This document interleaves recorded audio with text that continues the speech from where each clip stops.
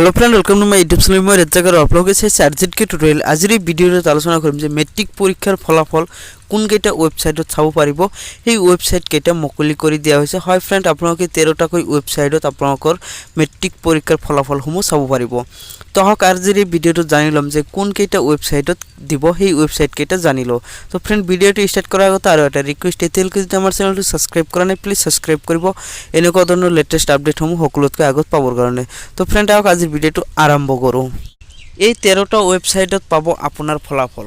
তাৰে 1 নম্বৰত আছে results.sebaonline.org, 2 নম্বৰত আছে results.assam.nic.in, 3 নম্বৰত আছে www.examresult.net or assam, 4 নম্বৰত আছে www.indiaresult.com, 5 নম্বৰত আছে exametc.com, 6 নম্বৰত আছে iresults.net, 7 নম্বৰত আছে esresult.com, 8 নম্বৰত আছে www.result.shiksha, 9 নম্বৰত আছে www.assam.shiksha, 10 নম্বৰত আছে www.assamonline.in, 11 নম্বৰত আছে assamjobalert.com, 12 নম্বৰত আছে assamresult.in, 13 নম্বৰত আছে www.examresult.net।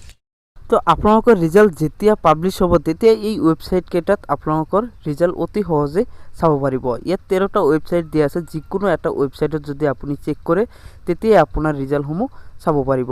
তো ফ্ৰেন্ড, আজিৰ ভিডিও ইমানে। যদি ভাল লাগিছে লাইক কৰিব আৰু শ্বেয়াৰ কৰিব।